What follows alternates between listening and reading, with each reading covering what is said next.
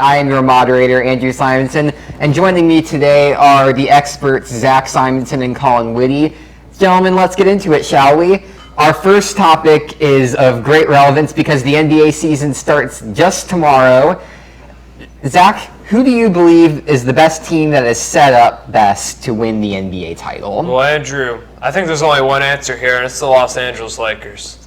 They have the best player in the NBA, and LeBron James, still performing at a high level at 35 years old. And as well as LeBron James, man, they got the best duo in the NBA, undoubtedly. Anthony Davis is his sidekick. This guy could be a number one on any other team, but he decided to humble himself and come play with LeBron. And apart from that, they're veteran-led, which is really going to play a crucial role here in the bubble. Rondo's going to be back in a week or two. Danny Green is a playoff machine. Then Kyle Kuzma's starting to hit his stride. I don't see why the Lakers can't be the answer here. Listen, you got the Los Angeles right, but it's not the Lakers. It's the Clippers. I mean, look at this team. They are stacked with talent and depth. They have a top 5 duo in the NBA in Kawhi Leonard and Paul George, a great piece, and Montrezl Harrell, Lou Williams off the bench after he gets the thing sorted of him being quarantined. Marcus Morris. This team has 4 20-point scorers. What happens if Kawhi Leonard locks up LeBron? All you need to do is contain LeBron and Anthony Davis. You're going to make Rondo beat you. You're going to make Danny Green beat you. You're going to make Kyle Kuzma beat you.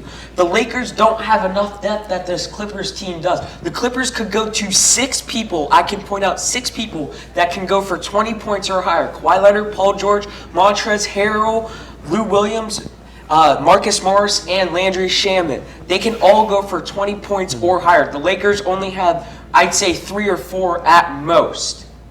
Yeah, the point you made about Kawhi and Paul George locking up LeBron James and Anthony Davis, I think that's absurd. I don't think you can lock up them. I think you can only contain them.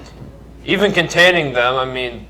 Also, you can't doubt playoff Kawhi. We saw Kawhi in 2019. You cannot doubt playoff Kawhi. Yes, but we've seen playoff LeBron. But he's aging now. But you can't... Is he, though? Led the league in assists. In my opinion, he's the MVP. I don't see any signs of aging for LeBron. I mean, it's a team game. And if you want to put out the stars, you can. I do think Anthony Davis and LeBron James are better than Kawhi Leonard and Paul George. But you look at the... Let me ask you a question. The duo's better. That's settled. The depth. Let me hear your thoughts.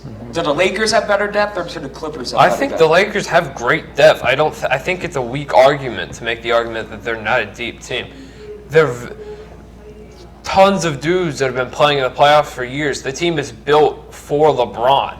Shooters, iso ball guys off the bench, guys like Kyle Kuzma and Dion Waiters.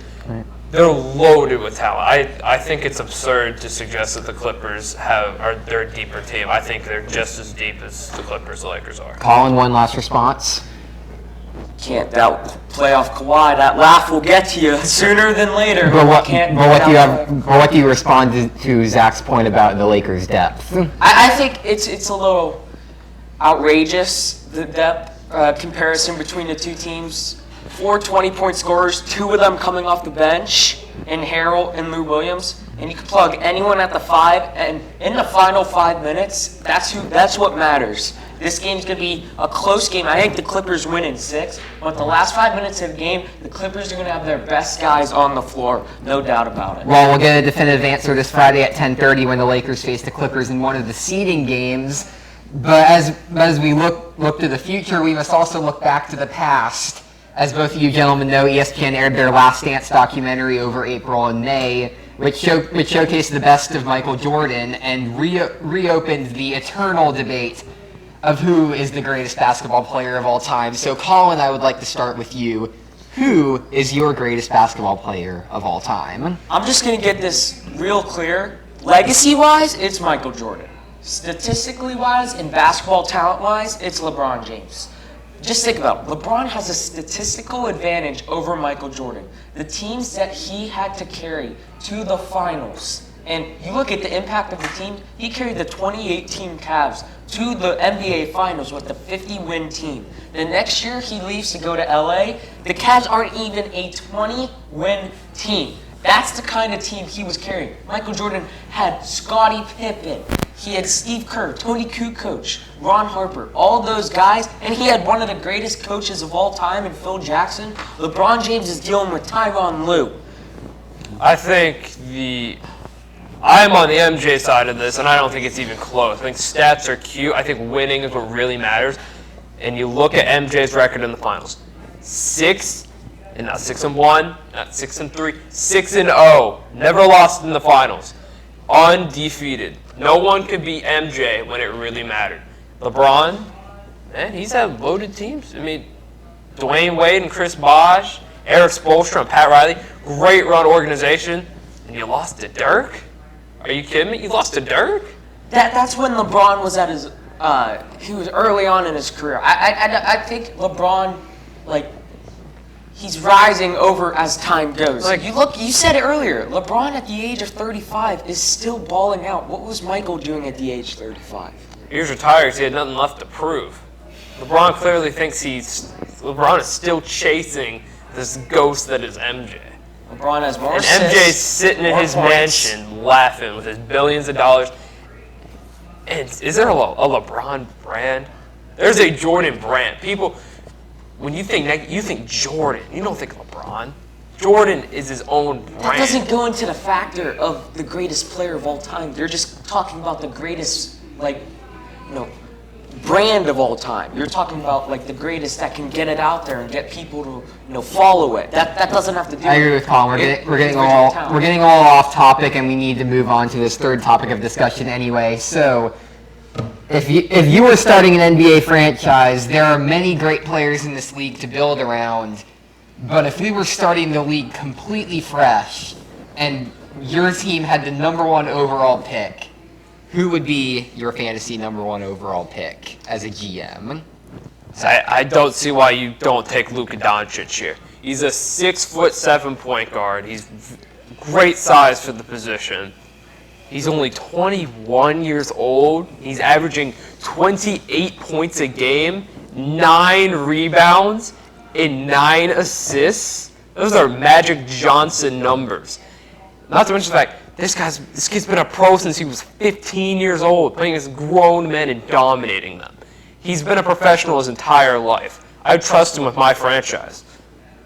It's got to be Giannis Antetokounmpo. The guy won an MVP, and he's not even 25 years old left, and he's going to win another MVP this year. I mean, look at it. You can build a team around Giannis. You say Luka's 6'8", can't handle guard skills. Giannis is almost 7 foot and can handle guard skills. Giannis is a great team to build around. He might leave the Bucks, which is fine, but you look at that Bucks roster. Besides Antetokounmpo, if you take Antetokounmpo out, are the Bucks as good? Are they going to be the #1 seed? Obviously not, but you can make the exact same argument for Luka. You take Luka away from that Dallas I don't Mavericks think team. Luka has They're much not of even an impact. They're not even making the playoffs. Has That Luka won an Mavericks team. MVP? No, he's been in the league 2 years. In my opinion, he should win it. He's gonna be in the ballot this year. That's more than Giannis can say at 21. Listen, you're really gonna pass up Giannis Antetokounmpo, a 7-foot forward who can do literally anything. He's improving on his 3-point shot, and to attract free agents, which has come to play in the past couple of years. I'm taking Giannis over Luka any day of the week to attract free agents. I'd rather play with the guy that's gonna feed me the ball. Yeah, Giannis is a scorer. He can pass, but that's the most important part in the NBA is scoring. You don't put up points, you don't win. yeah, well, Luka can pass it, he can pass it all day long. He can also score. I'm not doubting his scoring abilities. I just think Giannis, think about it, 30 points a game for Giannis Antetokounmpo on a Bucks roster. That doesn't wow you when you look at the roster. And Giannis is much more of I wouldn't say team player, but he's easier to play with than Luka Doncic, in my opinion. Zach, you get one uninterrupted response. Go. I think it's absolutely absurd to think that it's an easier task to play with Giannis than Luka. Certainly Giannis is an easy player to play with. if I'm a guy like Klay Thompson, Luka doesn't. why would you not go play with Luka? He's going to feed thing you for the ball Giannis. and still get 30 a game. Same thing. He's getting the exact same amount of points as Giannis is getting every game, plus he's doing more. Gentlemen, you both had amazing points for all of your discussions. Unfortunately, that's about out of time that we have for Embrace Debate. I'm Andrew Simonson, along with Zach Simonson and Colin Witte, signing off for today. Enjoy your day, everybody, and remember to always embrace debate.